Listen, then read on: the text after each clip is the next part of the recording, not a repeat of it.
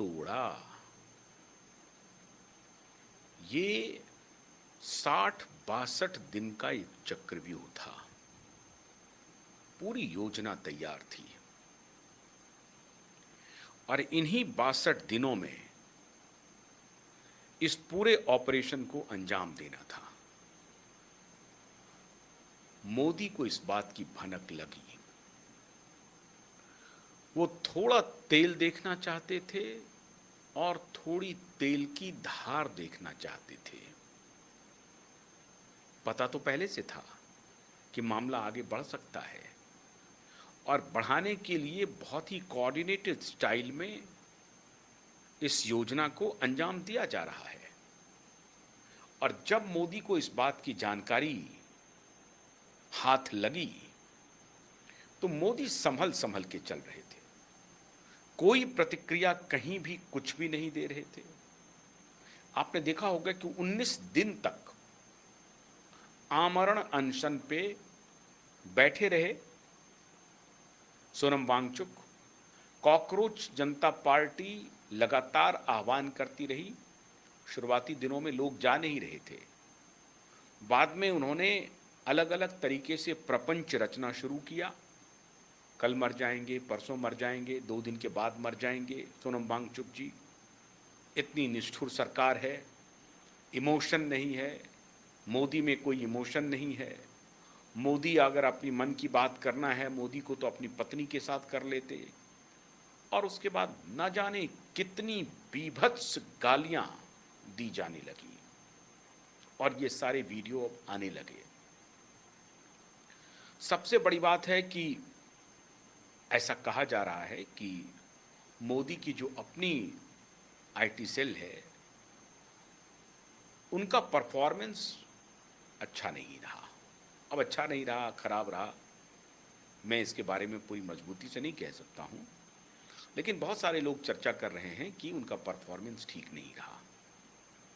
मोदी अत्यधिक डिपेंडेंट थे अपने इन आर्मी के ऊपर, जो मोर्चा संभालने में नाकामयाब रहे। मैं उस पर बहुत टिप्पणी नहीं करूंगा। आगे की टिप्पणी बहुत महत्वपूर्ण है, आगे का खेल। 60-62 दिन का यह प्रपंच रचा गया। विदेश में पूरी प्लानिंग हुई, विदेश से एक व्यक्ति को यहां पर लैंड कराया गया, उसकी पूरी रूपरेखा तैयार थी। इस तरह से प्रायोजन था कि यह लगे कि यह स्वतः स्फूर्त आंदोलन है। लोग अपने घरों से बाहर निकल रहे हैं। शनिवार और रविवार को तो इस तरह का आलम करने की योजना बनी कि हर शनिवार और रविवार लोग वीकेंड मनाने के लिए एक तीर्थ स्थल के रूप में या पार्टी स्थल के रूप में जंतर मंतर को बनाया जाए, कि जैसे लोग वहां पर तीर्थ में कुछ देखने जा रहे हैं, मेला।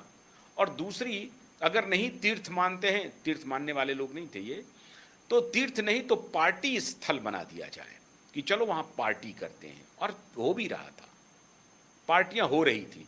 देखिए, एक तो बात है कि चलिए कोई आंदोलन अगर होता है, आप लंबे समय तक आंदोलन में जाते हैं, तो कोई ना कोई बहाना चाहिए आपको खुद को रिजर्वनेट करने के लिए। तो नाच गाने कोई बुरी बात नहीं, मैं मानता हूं कि चलिए बुरी, अगर वो मर्यादा के अंदर हो। लेकिन अगर वो मर्यादा के बाहर जा रहा है तो फिर तो आप आलोचना के शिकार होंगे। फिर तो आपको नचनिया, गवैया, कुसंस्कारी सबसे वाबस्ता होना पड़ेगा, आपको सबसे दो चार होना पड़ेगा। हर तरह के आरोप लगेंगे आपके ऊपर, कोई छोड़ेगा नहीं।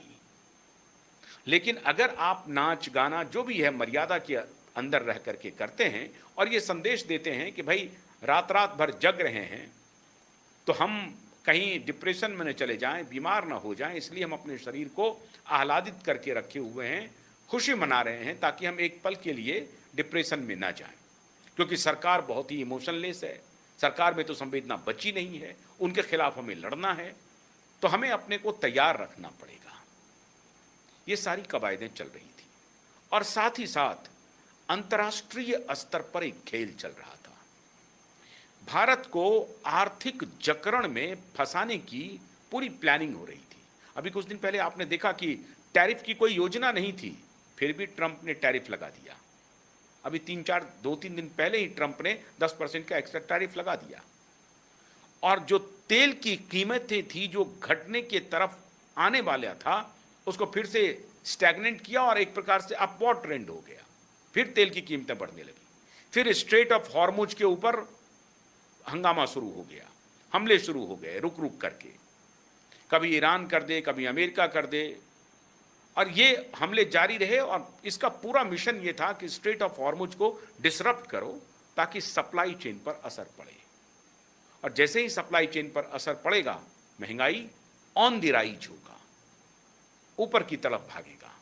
और जब महंगाई बढ़ेगी तो लोगों में गुस्सा जाएगा। और ये जो मौका है जहां पर पूरे देश भर के युवा और मध्यम वर्ग, खासतौर से मध्यम वर्गीय परिवार जिनके बच्चे नीट इत्यादि एग्जाम में अपियर हो रहे हैं, उसका कास्केडिंग इफेक्ट और तेजी से भागेगा।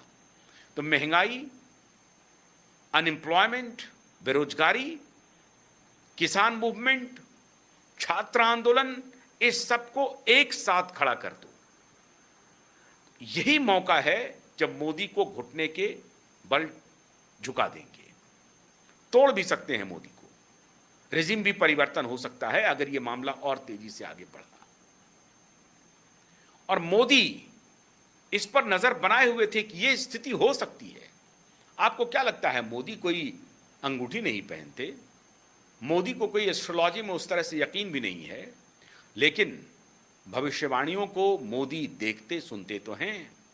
मोदी के लिए जितनी भविष्यवाणियां हो रही हैं वो सब ये बता रही है कि आने वाला दिन मोदी के लिए कठिन है। कुछ भविष्यवाणियां तो ये भी कह रही हैं कि 2027 में मोदी जी इस्तीफा दे देंगे, कोई नए प्रधानमंत्री होंगे, और जो नया प्रधानमंत्री होगा वो लॉन्गेस्ट सर्विंग प्राइम मिनिस्टर होगा, बीजेपी का ही प्रधानमंत्री होगा। इस तरह की भी लोग चर्चाएं कर रहे हैं।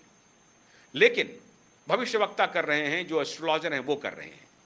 आम लोग पॉलिटिकल जो जियो पॉलिटिक्स है उसको एनालाइज करके अंदर, देश के अंदर किस प्रकार की राजनीतिक परिस्थिति बन सकती है उसका एक फोरकास्ट वो कर सकते हैं। उसको आप कह सकते हैं कि पॉलिटिकल फोरकास्ट है।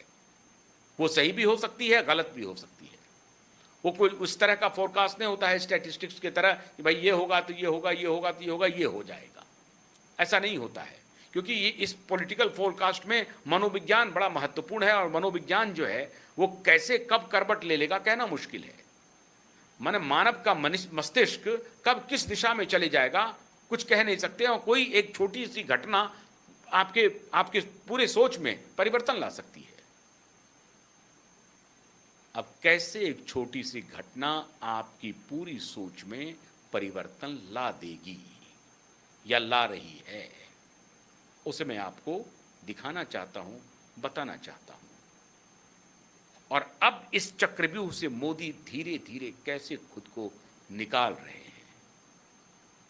अब तक तो बारी थी उनकी, उसके बाद बारी आई इनकी।